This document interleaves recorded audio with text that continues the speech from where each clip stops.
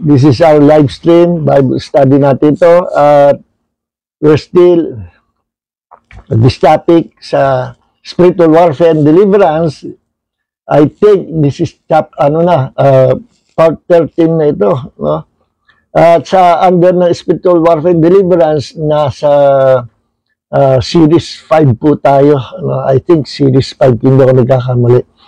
Na itong series na ito is about doorways, entry points for demonic bondage. Yan po ang title nitong ating paksa, no?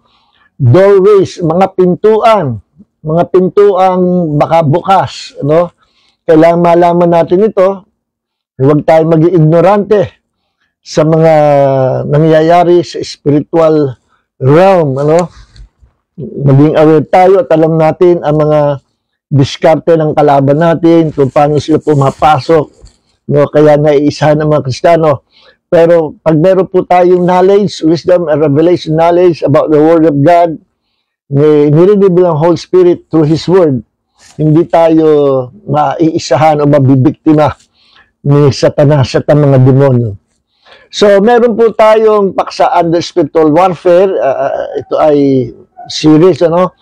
Natalakay natin number 1, number 2, number 3, tapos number 4. Then, punta tayo sa number 5. Okay? So, wala pa yung iba. Di bale, tuloy-tuloy, umabol na lang yung iba. Ano po? So, sa doorways o mga pintuan na nagiging bukas, na sinasamantala ng mga demonyo, na yun ang ginagamit nila, nakakapasok sila, nakakapagbigay ng atake, no? Nakakapagbigay ng iba-ibang bagay na ikasasama ng mga Kristiyano dahil mayroong mga bukas na pintuan sa ating buhay minsan, ano? Na hindi tayo aware. So, kailangan alam natin ang mga bagay nito upang laging nakasara ang mga pintuan nito at hindi makapasok sa ating pamilya si Satanas at ang mga demonyo. Ano po? Okay, doorways, entry points for demonic bondage. Number 1, tinalakay natin yung mga nakarang linggo, yung personal sins. Ano po? Na ang personal sins o yung personal kasalanan natin, kung tayo magkakasala, sino ba hindi nagkakasala na hindi pa tayo perfect? Pero pagkakaiba natin sa mga hindi pa born again, sa hindi pa manampalataya, yan ang kalagayan natin noong araw, kahit basta wala nakatingin, tama yung ginagawa natin, kahit labag sa batas, labag sa paningin ng Diyos, wala naman nakakita, pero alam nyo, lahat nakikita ng Panginoon. At akala natin walang epekto yung mga kasalanan ginagawa natin. Sinasabi sa Bible, we will reap what we sow. No? Ngayon, hindi mo ramdam yung mga nagawa mo na may effect. Pero sooner or later, after several years, saka mo makikita ang epekto ng kasalanan ginawa mo. Ngayon, ang delikado kapag ang mga mananampalataya ay nagumon o bumalik sa dating buhay na gawa ng kasalanan at hindi na nagre-repent, no? Napakahalaga po ng repentance sa pagsisisi sa kasalanan. Alam niyo, si Jesus namatay sa krus, doon nabuksan ang biyaya ng Diyos na ang Panginoon ay handang magpatawad sa ating lahat. Those who will come to Jesus, no, and believe Him will receive remissions of sins and forgiveness, no? Pag sinabi pong sino man manampalataya sa Panginoong Hesus, pag sinabing believe, meron po yung kasamang aksyon. Ang biblical faith ay yung lumalapit ka sa Diyos na tinatalikuran mo na yung dati mong buhay makasalanan. Kaya ka lumapit sa Panginoong Hesus kasi naniniwala ka sa Kanya. No? Na Siya ay Panginoon, Siya ay Diyos, at Siya ay tagapagligtas mo. At kapag lumapit ka sa Kanya, sa pananampalataya, at nagtiwala ka sa Kanya, lahat ng iyong mga kasalanan o karumihan ay lilinisin ng banal na dugo ng Panginoong Hesukristo. Pero linawin natin yung faith natin o yung believe. Whoever believes in Him shall receive eternal life. shall receive forgiveness, shall receive remissions of sins, no? And shall receive eternal life. They shall receive sonship, no? Magiging anak ng Diyos. Pero yung salitang believe, linawin po natin, may kasama po yung aksyon. Pag sinabing believe, akala nila basta maniwala lang. No? Sabi nga ni James, ang pananampalataya, hindi ganun lang. Ang pananampalatayang walang gawa, walang bunga, no? Ay patay, useless. Ano yung sinasabi ni James sa chapter 2 ng aklat ng James na faith without works or good deeds is dead or useless, no? Yung mga good deeds ngayon, yung mabuting gawa, yun ang fruit natin. Yun ang bunga ng pagiging mananampalataya natin. Ano yung bunga na yun? Yung pagiging kahawig ng Panginoong Hesus. No? At bago ka maging kahawig ng Panginoong Hesus, kailangan talikuran mo yung dati mong buhay at humarap ka at manampalataya ka sa Panginoong Hesus. Kaya yung salitang believe, may kasama po yung pagsunod, obedience. Yung salitang believe, may kasama yung salitang repentance, na kung ikaw'y nananampalataya sa Panginoong Hesus, tatalikuran mo lahat ng kasalanan. You have to change your mind. Baguhin mo yung pag-iisip, makumbinsi ka na yung mga karumihang nagagawa mo o kamalian nagagawa mo ay kasalanan sa harapan ng Diyos. At tatalikuran mo yun dahil nananampalataya ka sa Panginoong Hesus, gusto mong sumama sa Kanya. No? At hindi ka makakasama at makakapanampalataya sa Panginoong Hesus kung ikaw nabubuhay pa sa dating gawang makasalanan. Kaya nga yung salitang believe or yung ating faith, may kasama po yung repentance, ano? May kasama yung pagbabago sa pag-iisip. No? Pag sinabi repentance sa Greek ay metanoia, meta means change, noia means mind, to change your mind. Ibig sabihin, kung ikay nanampalataya sa Panginoong Hesukristo, you will change your mind. No? You will change, and when you change your mind, it is because you change your heart. And when you change your heart, you're changing your lifestyle. You know? You change your life. You change your lifestyle. At pag pinalitan mo ang lifestyle, ang buhay mo na dati marumi, no, you will become like the Lord Jesus Christ. Ano? Yun yung sinasabing, when you believe, if you truly believe in the Lord Jesus Christ, tatalikuran mo lahat ng karumihan, lahat ng dati mong buhay. At yun ang kahulugan ni repentance. Kasi, kaya ako nililinaw yan, nakikita ko sa YouTube, yung daming nagpo-post, no? Sa Amerika o kung sino man yun, na mga Kristiyano sila, pero they don't believe in repentance, no? Hindi na raw kailangan ng repentance. At yan, mga teaching niya ng, actually, that's a cult teaching, no? Kultong katuruan yan. At yan ay, ang unang nangunguna dyan, ng mga tagapagturo, yung mga hyper grace, no? Mga hyper grace believers na naturuan sila ng kamalian, naturuan sila na sabi nila, you don't have to repent when you committed sin. No? Why? Kasi lahat ng ating kasalanan, past, present, and future, ay napatawad na ng Panginoong Jesus. At nangyari yan because of the cross of Jesus when He sacrificed Himself on the cross, died on the cross, and He was resurrected. Lahat ng ating mga kasalanan, tayong mga nanampalataya sa Kanya ay forgiven na. Kaya you don't have to repent of your sins, sabi nila, sa kultong katuruan. At siya sabi ko talaga, kultong katuruan yan because that's not the Bible. You know? Sa Biblia, tayo ay sinasabihan ng Panginoon pag tayo nagkamali, nagkasala. No? Sinasabihan tayo ng Panginoon, you have to repent of your sins or else, no? Aanihin niya. Kailangan, we must repent of our sins.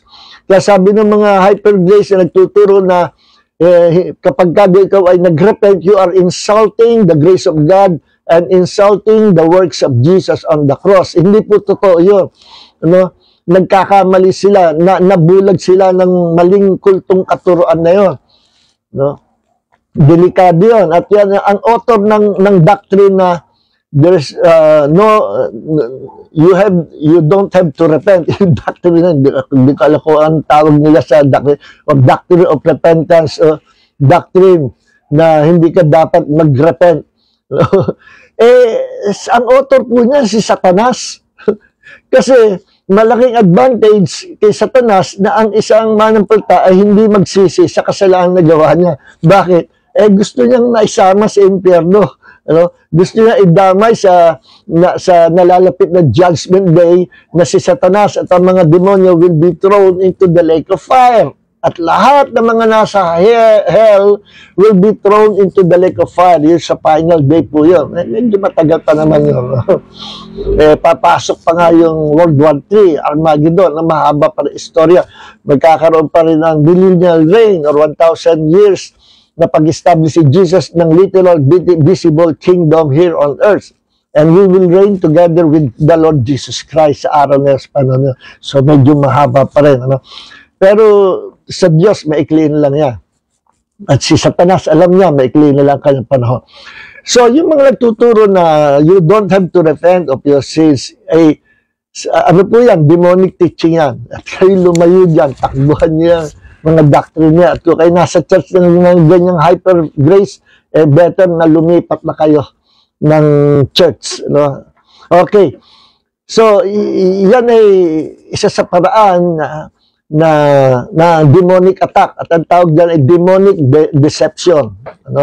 So, yung pinag-aralan natin mga nakaraan, merong attack na ganito: demonic deception, demonic delusion, demonic obsession, demonic oppression, demonic possession. 5.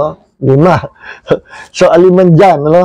They will attack our mind, they will attack our soul, they will attack our body, they will try to attack our spirit, pero hindi tayo pwedeng ma-attack spirit. To attack our spirit meaning gusto pumasok ng mga demonyo sa espiritu ng tao and to possess their lives. Sa mga Kristiyano, hindi po tayo napopossess ng demonyo because we are already possessed by God. Pero they they can attack our mind, our soulish part. Pwede rin silang makapasok doon sa pag-isip o sa soulish part natin. Kaya nga madalas may mga Kristiyano, kinakas out yung demonyo. Nasa soulish part yung demonyo, but they are not demon possessed. Iba yung demon possession.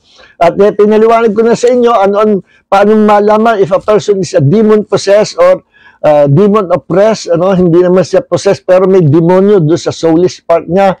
Doon sa kanyang mind, will, and emotion. Yun ang stronghold ng mga demons, nakapasok doon kasi nga mayroong entry point, yung mga may doorways, may bukas na pinto sa buhay ng taong yun. Kahit siya ay Kristiyano, napasok pa rin, but he is not demon possessed. Kasi ang demon possessed person, kapag na-deliver yan at nahibasbasan, wala siyang kaalam-alam sa lahat na nakaraan na pangyayari. Yun yung naghubot-tubad, nagtataka siya, ba't ako hubot-tubad? Bigyan niyo ako ng damit, nagtataka siya. Yung sinusugatan ang kanyang sarili, nagtaka, ba't ang puro sugat? Wala silang alam kasi na-possess ng demon spirit. Pero kapag yung isang demonyo, kahit nasa loob na katawan, akala mo ay demon possessed, hindi naman. Pag nahimasmasan yung Kristiyano na yon, na hindi naman demon possessed, dahil walang Kristiyano na po possessed. Pag sinabi demon possessed, you are already owned by demons, already owned by the devil. Pero hindi, we cannot be demon possessed because the Holy Spirit is possessing us. Okay?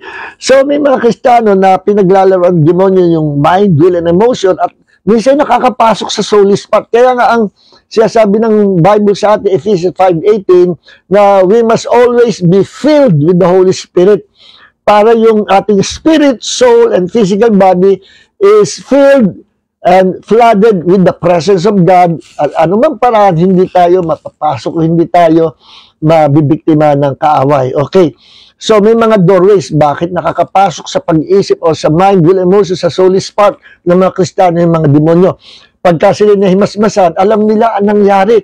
Naririnig nila yung tinig mo, naririnig nila yung tinig ng demonyo, alam nila ang nangyari, aware sila sa nangyari, no? Kaya lang parang meron silang double personality, no? Merong double personality sila. Okay. Ang mga psychiatrists bisa ini-interpret yan na hindi sila na a-attack ng demonyo. Kung ang isang psychiatrist hindi naman Kristiyano, mauuwi doon sa sinatawag na ano yan, ano ba tawag doon?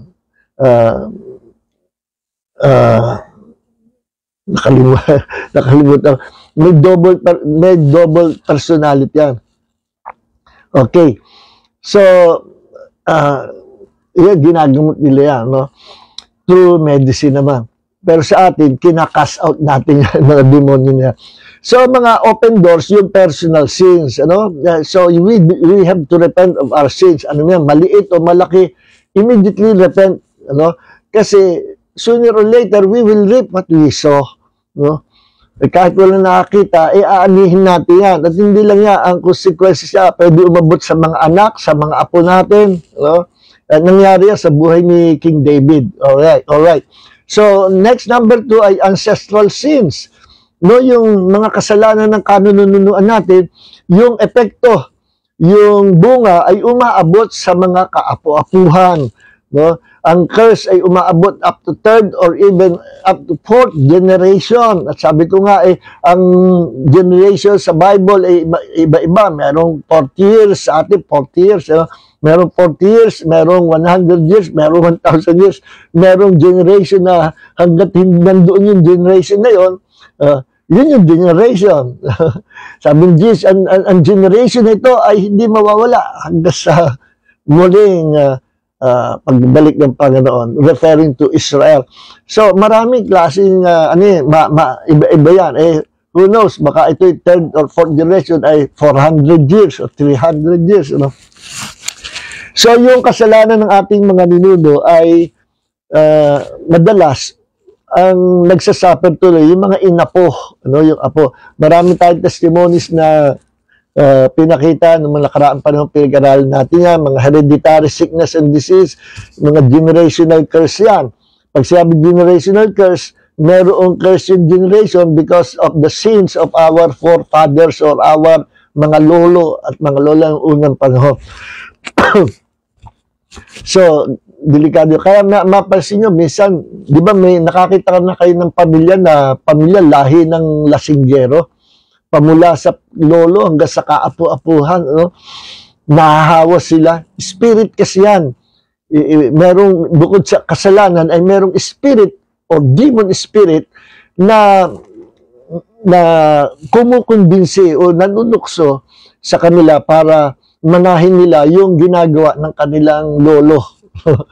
At hindi lang yun, yung effect ng kasalanan yon ay dadaloy sa kaapu-apuhan. Okay. Yung mga merong pamilya na merong broken family, yung lahat ay puro hiwalay. Pamula sa lolo hanggang doon sa kaapu-apuhay, laging naghihiwalay yung pamilya, no? Broken family. Yung lineage sila, ganon. No? Curse po yun. Dapat makalaya sila doon. Yun ay open door, no?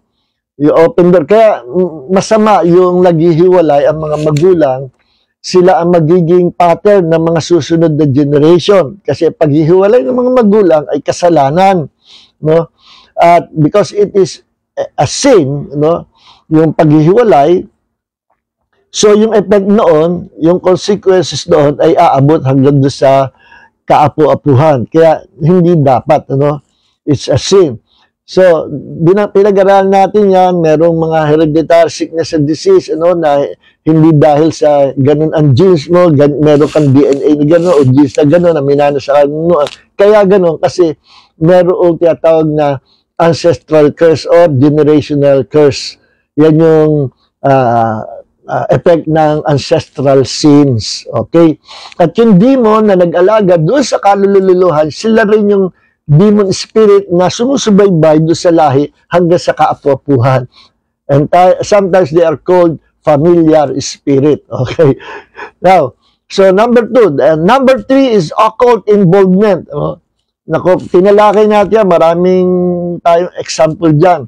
No? Yung mga horoscope, panghuhula, pang-reading, no, panghuhula sa kamay, fortune teller, Ouija board, no, yung mga demonic, satanic games, mga Dungeons and Dragons, marami pa iba. At yung mga satanic o demonic cartoons, inyong alala, inyong mga anak, mga apo, baka manood, marami po karanasan na may mga bata lang na napoposes ng demonyo dahil sa kinapapanood ng demonic inspired na cartoon. Hindi lang basta inspired, kundi demonic cartoon, no? May demons doon sa cartoon. Kagaya nung anak nung inaanak namin sa kasal, no, nung bata pa yung anak nila, abay mabait, banda huli nangungupit ng mga pera sa tindahan, naging klepto sa tindahan nila, no? Kaya palang ngupit nung kinas-out yung kinas-out namin yung demonyo nagsalita. Sino ka? Ako si Lupin. sabi namin ni Pastor Boy, sino yung Lupin? Ano? Sabi nung isang, ewan ko, sabi nung kasama ni Pastor Boy, ay Pastor, kilala ko si Lupin. Akala ko tao. Sino yun? Yun yung cartoon character na ang papel niya ay siya magnanakaw. Bida siya, pero wala si gagaw kundi magnakaw. Yun ang lagi pinapanood ng bata niya. Nasabi nung nanay niya, naku, yun ang favorite niya, lagi pinapanood. At sa kanya papanood, yung spirit ng pagnanakaw ay pinoses siya. Kaya nung kinasaw yung demonyo, nagmanifest, talagang possessed by demon. Maliit na bata, bata pa. Ay, kung yun ay 7 years old, ano. So, supposedly, dapat walang alam niya sa ganung paggawa ng kasalanan. Pero, napanood niya yung demonic cartoons. Kaya alalahin niyo inyong mga anak, mga apo, baka nanonood yan ng mga ganoon, no? Okay, may mga spirit yan. No? At ganun din yung mga ibang mga kalaki nanonood ng ng mga malalaswa, no? Alalahin niyo inyong mga anak, no, sa internet at sa marami ngayong mga pinapalabas diyan, mga basura na uma-attract lalo sa mga kalakihan, yung mga marumi, mga lust na puno ng fornication, no? At ingatan niyo yung mga anak, no, na may sensor yung inyong ma-sensor yung mga ganyan sa mga gadget na inyong pinapagamit sa mga anak, no? Kasi may spirit din yan, no? Sabi nung may nahuli na lolo na, matanda na.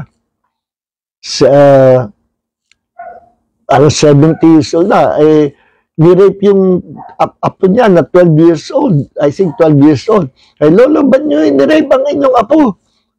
Nagtapat yung lolo. Kasi, lagi daw siya nanonood ng mga bold, lustful mga movies, no? Yung mga movies na nagpapakita ng kalasuan na mga karumihan, no? So, yung spirit of lust, pinoses yung kanyang pag-iisip, no?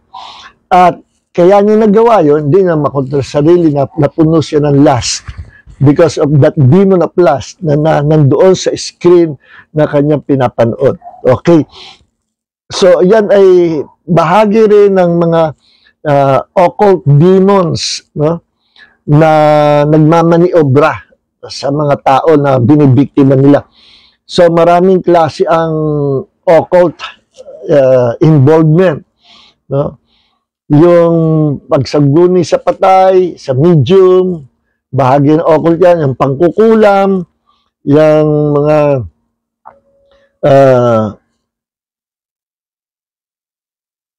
ano pa ba? Yung mga divination, soothsayers, interpret omens, nag-interpret omens, sorcerer, no? Yung ang mga sorcerer kasi gumagawa ng mga potion, no? Yung mga pwede ipainom sa iyo na you can be possessed by demons pag nainom mo yung potion na yun, no? Mamaya may example ako sa inyo yan, no? Okay. So,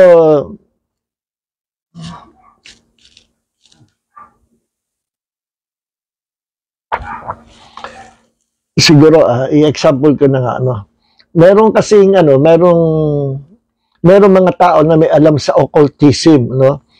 At isa sa mga branch ng occultism yung sorcery, no? At yung sorcerer,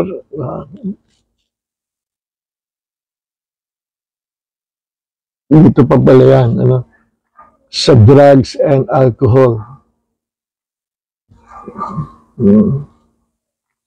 Gumagamit din sila ng mga potion, yung mga tinimpla na may gayuma, may power, kasi kanilang pinapanalangin yun, at ang nagbibigay ng kapangyarihan doon para mapasama yung taong iinom noon, ang demonyo, si Satanas, mga demonyo.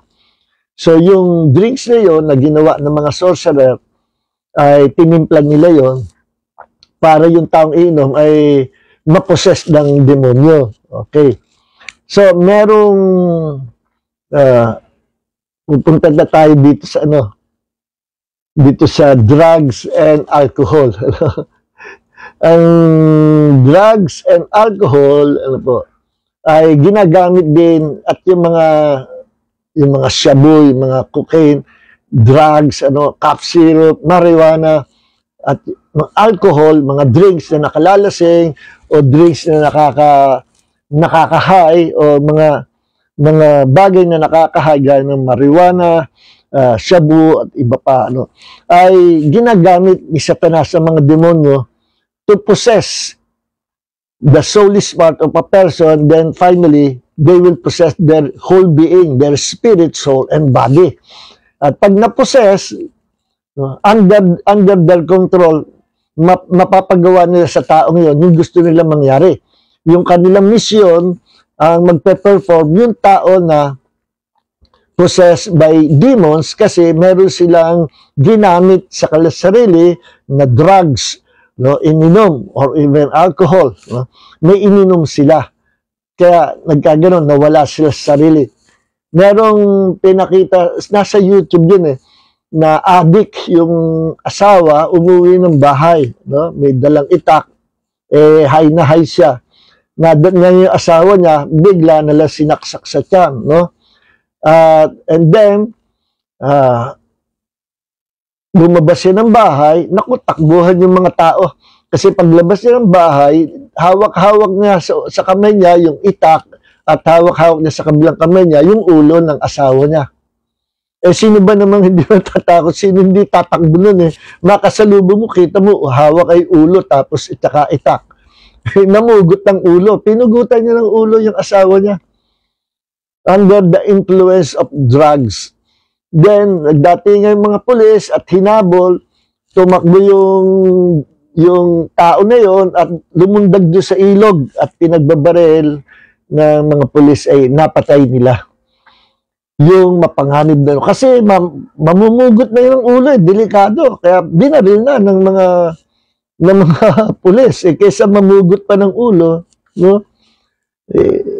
inunahan na nila. Kasi delikado na wala na sa sarili. So yung mission ni Satanas ng mga demonyo, anong mission nila? John 10:10. Sabi ni Jesus, magnanakaw si Satanas na parito to kill, to steal, and to destroy. Yan ang mission ng mga kalaban natin. But I come, sabi ni Jesus, in contrast doon sa mission ni Satan, ang pagparito ni Jesus ay to save us, to save people, and to give them eternal life. At sabi ni Jesus, but I come that you might have life and have it abundantly. Okay. So ngayon, alam niyo po ba na yung mga sorcerers, and witches, gumagamit sila ng mga drugs, lalo na ang mga sorcerers, expert sila sa pagtitimpla ng mga gayuma, mga drugs na mayroong power, may satanic power, kaya tinawag sila sorcerers. Magugulat kayo, alam niyo po ba, yung salitang sorcerer sa Bible or sorcery, sa Greek ay pharmakeia. P-H-A-R-M-A-K-E-I-A, pharmakeia. Bakit pharmakeia? Kasi ang mga sorcerers, nagtitimpla yan ng mga gamot, drugs, nakakahay, nakakapinsala, nakakaposes ng mga demonyo, entry point or doorway to demonic attack, yung mga drugs sa tinitimpla nila. Kaya yung gayuma, totoo yun eh. Alam, meron demonic power yun. No? Yung pagdainom. Okay. So, yung salitang parmekeia, no, ginagamit ngayon ng ating modern civilization at ang medical science na yung word na pharmacy. Ano? Pag sabi pharmacy, usapang gamot yan. No? At galing yan, it came from the Greek word pharmakeia. No? Hindi ko naman sinasabing ang tindahan ng gamot, drugstore, ay mga sorcerer. Ano? Hindi yun. No? Pero related yung pangalan, pharmakeia, naging pharmacy, kasi gamot yung tinitinda nila. Ito naman mga sorcerer, gamot din, pero sa ikasasama ng tao, no? Sa ikabibiktima ng tao. Kaya, papag-ingatin natin ating mga anak, lalo na mga anak na dalaga, mga anak na teenager na babae. No? Sino ba yung nagsabi na ano, hindi ko malam kung sino yung napanood ko sa YouTube. Sabi na, ang mga anak kong dalaga, pagka may iniinom at may mga kasama, no, may kasamang mga kalakihan, no, o kahit di kalakihan, huwag ka magtitiwala kahit sa babae na kabarkada, no. Pag ikaw ay pumunta sa CR, huwag mo nang iinumin. Sabi nung tatay niya, ituturo niya sa anak na, pag ikaw pumunta sa CR, pagbalik mo, huwag mo nang iinumin yung iyong iniinom. Why? Baka mamaya may maloko, nakabarkada kang babae, no? Pag ikaw ay nawala sa sarili, itaturn over ka, ipaparate ka sa mga lalaki, o kaya meron kang kadate, ano, na mukhang mabait, duminggal ka, pagbalik mo, nalagyan na ng pampaantok, na ikaw ay magkukulas wala sa sarili at bibit-bitin, then i-rape, ano, sa lugar na pagdadala. So, kaya sabi nung tao na yun ang tinuturo ko sa mga anak ko. At ituro nyo sa mga anak na dalaga, na pag umalis ka, pumunta ka sa CR, pagbalik mo, wag mo nang iinumin. Who knows, baka may naglagay ng tablets na pampaantok o ano. At meron kasing isang istorya na true story po ito na napakinggan ko ito na ako'y umati ng seminar sa Novaliches, no, na kinukwento ng kaibigan ko pastor na mayroong, kasi hindi ko inabutan yun, umuwi ako sa San Pablo na ilang araw yun eh. Pagbalik ko, sabi nung kaibigan ko, Pastor John, meron ditong babae na habang nag-worship kami, abay, nagsasasayaw na gano'n ng malaswa. Ano? Yung babae parang mga sayaw sa beer house, sa bar, no? Nagsasayaw, pinipigilan ng magulang, kasama yung magulang eh. Yung pala, yung kabataan babae yun ay napoposes ng demons. Kaya isinama ng magulang doon. Bakit siya napoposes ng demons? Ang istorya, kinuwento sa Alfredo, ganito pala, pastor, yung testimony ng kabataan babae yun, nagsasasayaw, nakakala mo'y ahas, ano? Kinas out yung demonyo sa kanya. Then finally, nag-testify yung magulang na yung kabataan babae yun, nawawala paggabi. Ano, nawawala, umpisa, hindi nila malaman kung saan pumunta. Nawawala yung kabataan babae kapag kagabi. Then finally, nalaman nila na yung kabataan babaeng yon, pag narinig yung signal nung tao na may kagagawa nung kanyang pagkawala sa sarili, siya ay pag tinawag nung tao na yon, umaalis siya kahit madaling araw at nagbibiyahe at pumupunta doon sa kinaroroonan ng masamang lalaki na yun. At ikukwento ko sa inyo kung ano nangyari sa kanya. No? True story po ito. Ang nangyari, itong kabataan babaeng ito, mabait ito, conservative, no? Merong siyang nakaibigan na estudyante rin, kabataan din, doon sa kanilang school. Hindi naman niya classmate, pero nakipagkaibigan sa kanya, babae rin, babae naman, no? Hanggang sa naging ka-close niya. At nung nakuha na yung kanyang kalooban, ay niyaya siya, alika, sama ka, doon may pupuntahan tayo. Saan? sa Avenida Rizal, sa Rizal Avenue sa Manila. Bakit? Halika, mamamasyalan tayo. Sandali tayo. O sige, sumama naman siya. Sabi nga, natatandaan ko, pumunta kami doon sa isang tindahan na puno ng jewelries. No? Mga jewelries store. Na ang may-ari ay Incheck, Chinese. At natatandaan daw niya na umakyat sila sa hagdan papunta sa kung anong floor yun. Doon dumaan sa tindahan, no? Pag-aari ng Chinese. Then pagdating sa itaas, may sumaludar na katulong na babae na binigyan siya ng juice. Kung anong juice yun.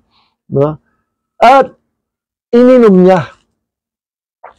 Nung ininom niya yung juice, eto na, nagwating-wating na yung paningin niya, ang nakita niya, nung siya nagwawating na at malapit na mawala sa sarili, nakita niya na yung kanyang friend ay inaabutan ng mga jewelries at pera nung babae.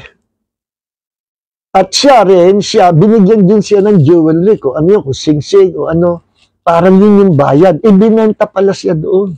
At salbahe yung kaibigan niya. And then, iniwan na siya. At yung nangyari, nawala sa sarili, yung kabatang babae, nagising siya na may katabi siya na na matandang Incheck at na-rape na siya.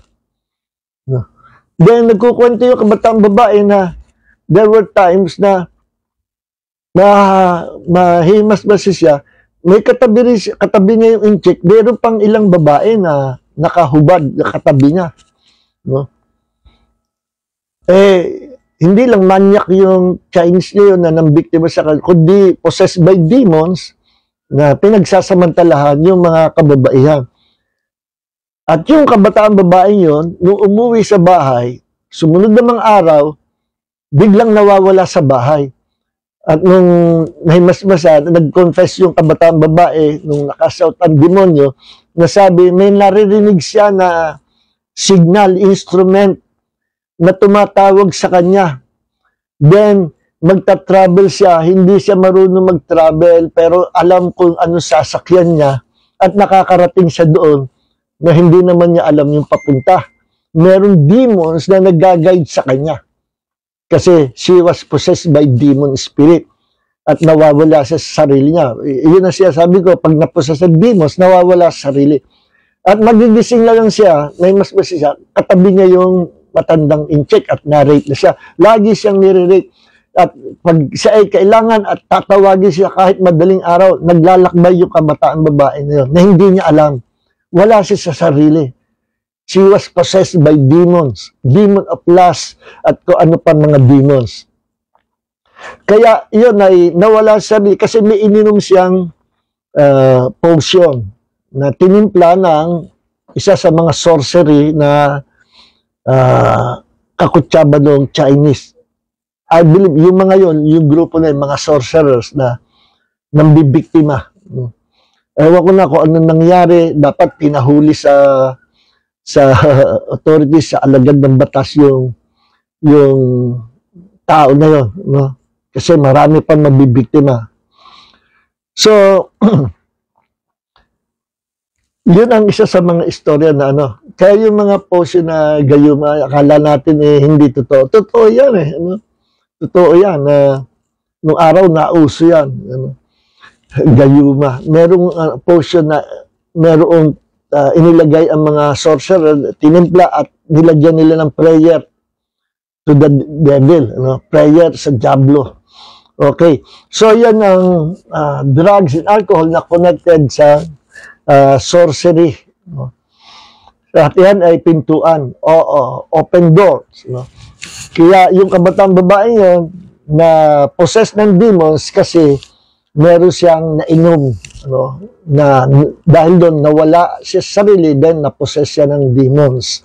Hindi ko na alam kung ano nangyari, kung yung kabatang babae binalikan ng mga demonyo, pero true story po yan.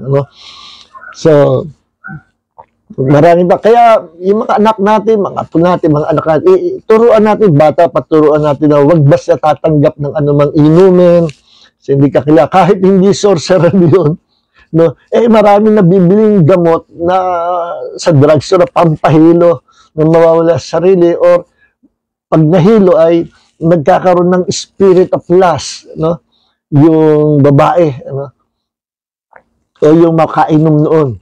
Kaya delikado. Kaya pag pumunta CR, pagbalik mo, wag mo lang iinumin yung soft drinks o yung juice na iniinom mo.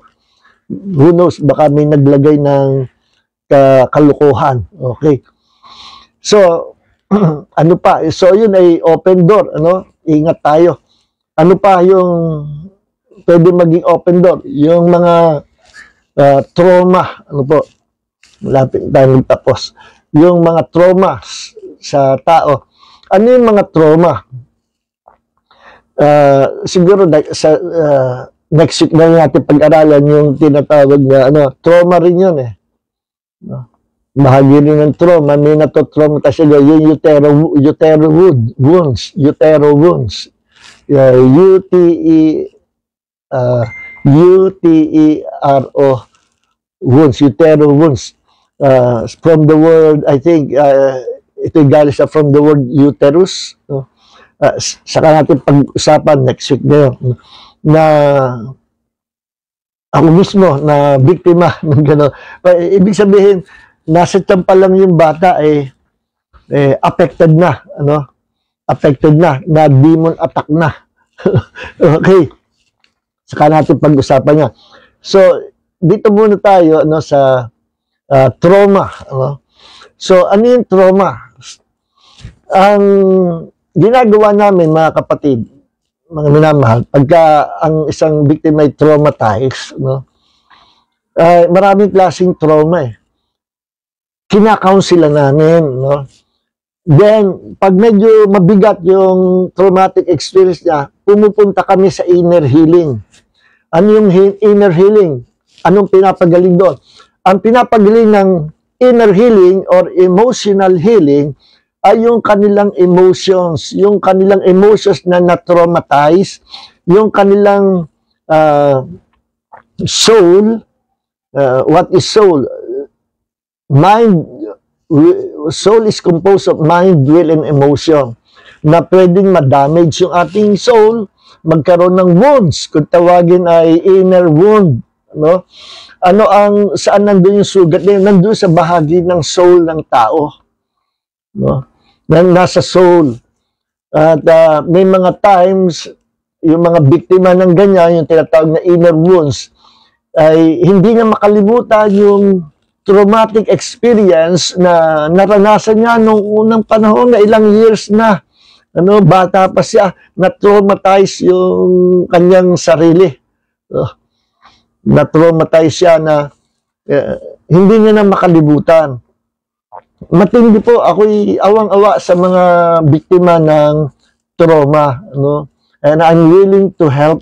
Kung sino mang alam kong na-traumatize, I'm willing to help na to counsel them, then pupunta sa inner healing kung masyadong mabigat yung wounds, kailangan inner healing, they must be healed through inner healing in the name of the Lord Jesus Christ, At sometimes masyado na matagal yung traumatic experience niya na mayroong mga demons na attracted do sa kanyang traumas na nagkakaroon ng open door sa mind, will, and emotion, yung taong yun, at napopossess yung kanilang soul, yung kanilang soulish part, whether they are Christians or unbelievers, their soul can be demonized, pwedeng mapaglaruan at mapasok ng mga demonyo at lagyan ng sugat ang kanilang soul. Mabigat po yun. Kasi kapag ang isang biktima ay emotionally wounded, kahit yan ay umattend sa church o sabihin na born again, tumanggap sa Panginoon, ang bagal ng spiritual growth nila. At madalas pa rin na they are being attacked by demons. Bakit? Hindi pa nahihil yung kanilang emotion na wounded soul, wounded emotion, then yung kanilang memories must be healed.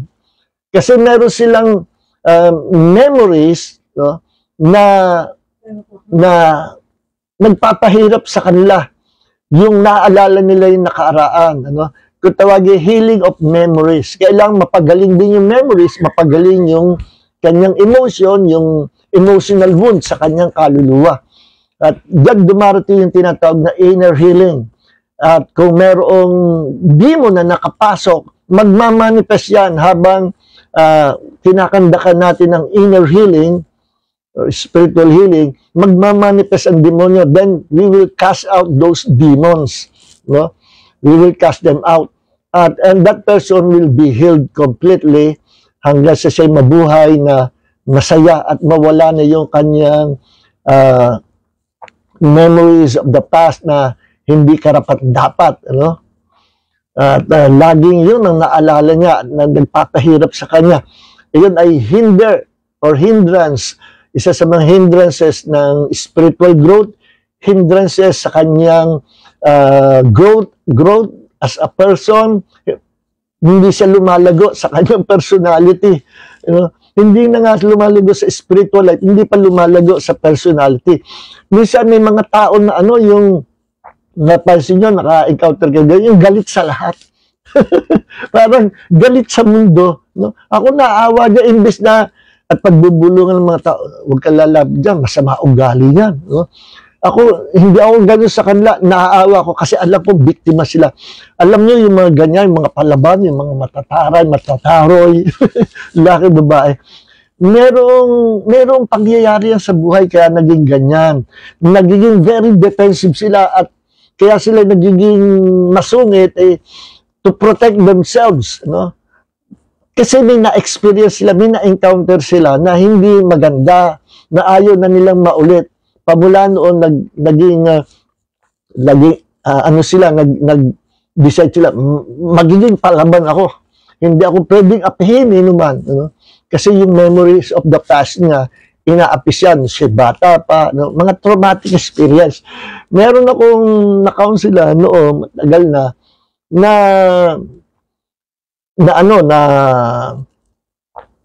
na-identify siya hanggang sa hindi na siya, alam niyo yung mga dito sa Pablo, may mga churches na ang mga members nila dahil hindi sila nag-ooperate at karamihan sa kanila ay cessationist. Alam nilang ang church namin, continuationist, we believe in the power of the Holy Spirit and we can cast out demons in the name of Jesus. Alam nila, hindi nila pinapractice yun sa kanila church kasi wala silang ganoon. At sila ay nagpo-flow sa tinatawag na as Protestant church, no? Na hindi nila pinag-aaralan about the power and gifts of the Holy Spirit. Huminto na sa kanila yun, ano? At wala na rin pagkakaroon ng demons. Pero pag dumating yung katotohanan na nangangailangan silang tulong, no? Dinadala sa church namin. No? Ilan na yung nadala. Yung sa cessationist church, dinala yung member nila. Bakit? Yung isa sa mga sales lady nila doon sa business nila, sa tindahan, halos na po-possess ng demonyo. Then, kinausilan ko, then, in-evangelize, tumanggap sa Panginoon. Then, sabi ko, umatag ka muna ng ilang panahon sa church namin para makapakinig ka maraming word of God. Requirement po yan, makapakinig word of God. Kasi, kahit i-cast out niyo yung mga demons, pag hindi yan nakarinig ng word of God, at ang puso niya ay hindi napuno ng word of God, at hindi siya napuspos ng Holy Spirit, those demons can come back and attack her soul. No? Pwede bumalik. No? Sinabi ni Jesus yan, I think sa Matthew chapter 12 verse 43, kung hindi ako nagkakamali. At nanghahakot pa ng ibang mga demons para mas malakas ang power sila at binabalikan yung inalisan nilang katawan. Ano? So, kaya nire-require ko doon sa mga biktima, umatid ka muna dito sa church. Pag magaling ka na, pag okay na, bumalik ka na doon sa church na gusto mo, sa church na nire-require ko po yan. So, kasi kadalasan, yung inner healing, at yung deliverance, hindi po one time yan. One time session.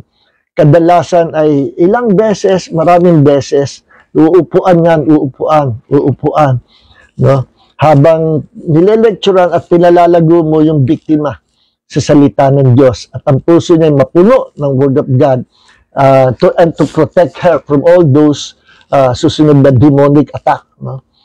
So, ganyan yan. Pag umalis sa mga demonyo, titingnan niya kung pwede siya lang bumalik. Pag wala daw laman, malinis ang loob, walang laman, babalik sila. Ano siya sabi ni Jesus na pag walang laman, na nasa ng mga demonyo, babalik, malinis at walis. Ano yun? Ibig sabihin, walang lamang salita ng Diyos, walang laman na presensya ng Diyos ang kanyang pagkatao. Kaya kailangan ang tao niya maging Kristiyano at mahulma sa salita ng Diyos, then titibay siya sa panampalataya at ang mga demonyo hindi na makakabalik sa kanya. Okay. So, meron akong na-counselan years ago, matagal na ito ay maedad na. Hindi na siya nagkaasawa. No? Nanatili hanggang sa nawala na, hanggang sa tumanda siya at hanggang sa namatay na siya.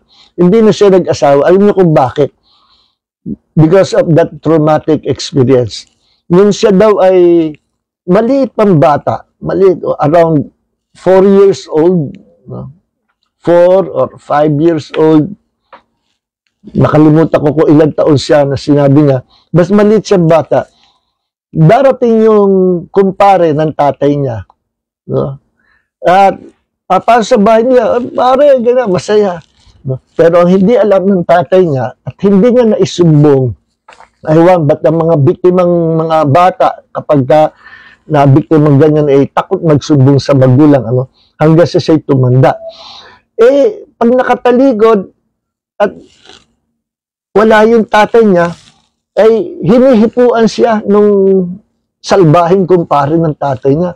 Tiwalang-tiwala naman yung tatay niya na mabait yung kumpare niya. Bata minumulest siya. Laging ginagawa, hinihipuan siya pag nakataligod yung tatay niya. Bata lang siya, around 3 or 4 years old. Pero kahit ganung napakabata niya, may isip na siya at alam niya hanggang sa dinala niya, hanggang sa kanyang paglaki, naging dalaga siya, hanggang sa tumanda siya, ayaw na niya mag-asawa. Bakit? Because of that traumatic experience. Kahit siya ay naging mananampalataya, naging Kristiyano na, sinabi ko sa kanya na mag-release ka ng forgiveness sa taong yon at hayaan mo na at magpakalago ka sa Panginoon. No? Tinaunsilan ko at sumunod naman siya. Kaya lang na matagal ng panahon yun, namatay, hanggang sa namatay na siya. So, yung pangyayaring yun, traumatic yun. Traumatic experience na naging open door sa demonyo to possess her life. Hindi siya actually possessed by demons, kundi yung kanyang buhay ay minamaniobra, pinanghihimasukan ng demonyo at ginagawa siya ng masama. Hanggang sa siya ay nagdalaga, ay nauuwi siya sa paggawa ng kasalanan at iba pa because of that traumatic experience. Kaya lang, sabi ko nga, kahit bata yan, alam niya na nangyari. Kaya, bilang lesson, wag niyong pagkakatiwalaan kahit sino, lalo ko ang anak niyo ay babae, kahit na lalaki, no? Meron akong alam batang lalaki, minumulest siya nung another na bata doon sa bahay, no? Batang lalaking around 4 years old or 5 years old, minumulest siya nung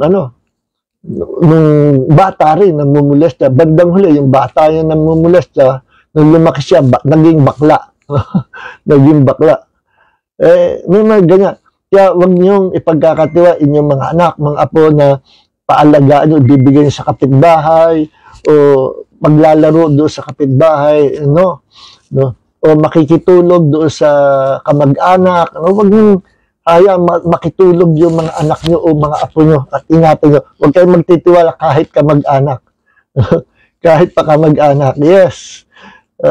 Lesson learned po yan. Okay. So, yun yung isa, na traumatic experience. Merong file sa FBI, napanood ko ito sa TV many years ago, na isang professional na doktora, magandang babae, matalino, at yung doktorang yun ay may pangalan na rin sa pagiging doktor at marami siyang mga patients, pasyente na nagpupunta sa kanya, mga kababaihan, ano. So, mga pasyente, hindi ko alam kung anong specialist ng doktor, mga kababaihan ang kanyang pasyente. Then, bandang huli, yung kanyang mga pasyente na yun ay nawawala. No? At nung inimbestigahan ng FBI, nalaman nila na lahat ng nawawalang babae, pasyente nung doktora na yon. Hanggang sa na-discover, nahuli po yun. Ngayong doktora na yon was arrested by the FBI at nakapile sa kaso FBI yung case niya. At nung tinanong siya, kasi yung pala pinakapatay niya yung mga pasyente niya. Later on, hindi naman nagsimula siya gano'n. Bandang huli, biglang pumapatay na siya ng mga pasyente at pinapatay niya na may pinapainom siya na gamot. At sabi niya, ako ang gumawa niyan and you will be healed from that sickness. Inumin niyo lang ito. Pag inom, patay. No? Then, hindi ko alam kung tinatago niya yung bangkay o ano, kung saan niya tinago. Hindi malinaw, basta yun lang na ano. But this is a true story. Nung tinanong siya, Doktora, bakit niyo pinapatay ng pasyente? Sabi niya, wala akong pinapatay. Pinainom niyo raw ng poison. Sabi niya, wala akong alam na nakakamatay. Alam ko, yung ginagawa kong gamot ay para sa ikagagaling nila. Pero wala akong pinapatay. Ano? So, it's either na dinideny niya or talagang hindi niya alam, maybe she was already possessed by demons nung mga nagagawa niya yun. No? Then, bandang huli, yun nga, nalaman na yun ang totoong nangyari, pinapatay niya. At tinrace kung saan galing na pamilya itong doktora na ito at nalaman na ito ay anak nung nanay at tatay niya na binubugbog siya araw-araw. Binubugbog siya lagi. Walang nakitang pagmamahal sa kanyang nanay, sa kanyang tatay, kundi ang bugbog. No. At anong nangyari, later on, namatay yung nanay niya, namatay din yung tatay niya. Merong isang mabait na babae meron roon na siguro mayaman to, inampun siya. Kasi wala na siya nanay tatay. Tinuring siyang anak, pinapag-aral siya, matalino siya. Hanggang sa siya lumaki, hanggang sa naging doktora siya. Natapos niya medicine. At naging maganda yung profession niya, pero bandang huli, pumangit dahil bandang huli, pumapatay na siya. Kaya nangyari yon, isang araw, biglang may nag-trigger sa kanya, bumalik yung memories of the past niya na hindi pa pala nahihealed. Nung bumalik yung kanyang galit sa magulang, may tawag dyan ang mga psychologists yung nasa dulo ng dila ko. Yung galit mo doon sa taong yon, kahit wala na yon, nandun pa rin yung galit mo sa kanya, ma-express mo sa ibang tao yung galit mo. Nakalimutan ko yung laging tinatanong ko sa misis ko kasi graduate in psychology yung misis ko. Displays anger. Displays anger. Yung galit niya doon sa nanay tatay niya, later on, namatay nanay tatay niya, hindi niya napatawad, then yung galit niya doon sa iba niya ginaganti. At siguro, yung sobrang galit niyang yun ang ginamit ng mga demonyo, open door, to possess her mind, to possess her soul, and maybe she was already possessed by demons. Her whole being was possessed by demons kasi hindi naman Kristiyano. Kaya nagawa niya. Kaya lang, dinidina niya, is either na napossess siya ng demons, hindi niya alam talaga nangyari. At gumagawa siya under the guidance ng demons habang siya ay possessed by demons. Kaya napapatay niya yung mga tao. Sabi niya, wala akong pinatay. Ang alam ko, gumagawa ako ng gamot, pinapainom ko sa kanila. So it's either magsisinungaling siya or talagang sa isip na wala siyang pinatay, no? Dahil maybe she was already possessed by demons. Kaya hindi niya alam na. Ayun siya, sabi ko sa inyo, pag possessed by demons, wala kang alam sa nangyari. Hindi mo alam, nagtatakbo ka na hubot-hubad doon sa plaza kasi you are possessed by demons. Eh, nung natauhan ka, hiyang-hiya ka. Ano? May mga ganyan. Yung mga Kristiyano na may problem na kinakasot yung demonyo sa kanila, hindi po sila demon possessed. Maybe those demons nakakling doon sa kanyang emotions, sa kanyang mind. Ibig sabihin nandun sa soulless part lang, hindi doon sa kanyang spirit na kaloob-looban dahil nandun ang presence ng Holy Spirit. Pero kung siya filled with the Holy Spirit, ang territory ng Holy Spirit will be his soul, his spirit, his soul, and his physical body. Yeah, it is very important to be filled with the Holy Spirit every day. So may mga cases na may mga Kristiyano na may mga demons na umi-influence o may mga demons na umaatake at nakakapasok sa soulless part. Na yan ang kinakasot namin during deliverance session. Okay, yung mga nagpa-kumonsulta sa sa manghuhula, yung mga naglaro ng mga satanic games, yung mga nagbasa ng mga occult books, nakakapasok yung demonyo sa mind, will, and emotion. No? At pag nahimasmasan niya, alam nila yung ginagawa nila. No? Hindi sila blanco kasi nga, hindi naman sila possessed by demons. Yun ang difference. No? Okay, kaya pag tinesting ko yung biktima, alam mo ba yung mga nangyari? Oh, alam ko, narinig mo yung pagkakast out yung demonyo. Oh, naririnig ko po, kinakasot yung demonyo. Narinig ko yung salita ng mga demonyo, narinig ko rin yung salita. Aware siya, hindi siya possess. No? Eh, yung possess, hindi ko, ano nangyari? Ba't ako narito? Kasi you've been possessed by demons. So, yun po ang difference. So, mga minamalagad dito na lang at wala na tayong oras. So, yun yung another example ng trauma. No? Naging murderer yung doktora. Meron pang isa example. Yung tinirahan kong, hindi naman boarding house siya, kundi nakitira lang ako kasi noong nagtrabaho sa GMA Channel 7, naghanap ako ng boarding house. Eh, nagtatanong-tanong ko sa mga tao, tinuro ako doon sa isang bahay na maganda, bungalow, maraming nakatira na mga lalaki. Kasi may mga boarders yata doon, pala mga apo. At yung matanda doon, si Lola, no ako yung nagtanong, meron po, ito po may boarding house, pwede ba mag-board dito? Ano pangalan mo? Ako Nestor Cortez. Nung nalaman Cortez, sige, pwede ka. Nagulat ko. Ang mura lang ng bayad ko nung time na yun. 400 pesos lang. Board and lodging. Lugi pa sila, pero ginagawa ko, pag naglaot, dinadagdagan ko hanggang sa, ako na mismo, hindi sila nahihinag. Kaya pala ako, later, inamin ng matanda, kaya doon tinanggap niya doon. Ang mother daw niya ay Cortez. Sa Bisaya. Ganun po ba? Cortez sa Bisaya. So, meron doong nakatira, apo niya, na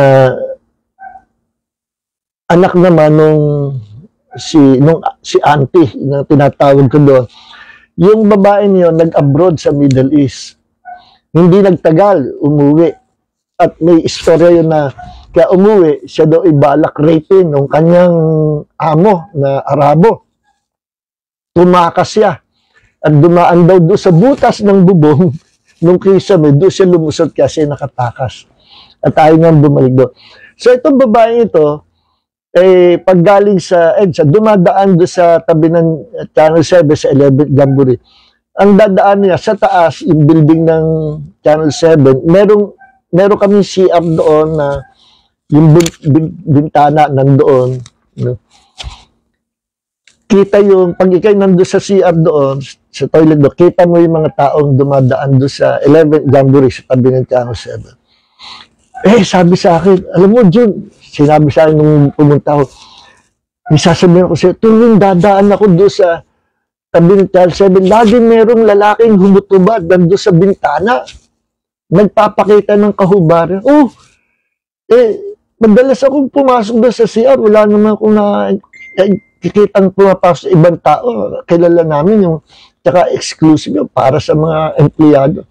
Hindi meron man. Tuwing ako'y dadaan, nakikita ko yung lalaking hubot-hubad doon sa bintana. Ni-report ko doon sa mga guard.